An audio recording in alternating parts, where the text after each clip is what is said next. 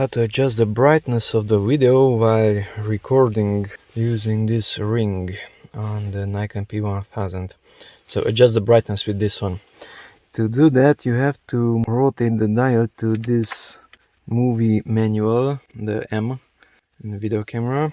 Okay, let's power it on and go into the menu, press the menu button, and here go to the wrench icon, down, enter there. I have control ring options, so that's the ring itself. That is on the second page, so it's not at the top.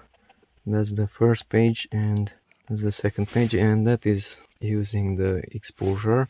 So control ring options, we have these: ISO, white balance, or nothing to be controlled by this.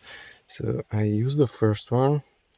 Exposure compensation, accept it, press the menu button to get out from here, and now if I press the record button, it's recording video, there's the red rec. Now if I rotate this, notice it says +2, so the image is brighter. It's not too easy. Now it's -2, so the image is darker. Rotate it to the right, it's brighter. Rotate it to the left and the image is darker. So that's how to control the brightness of your video using that ring.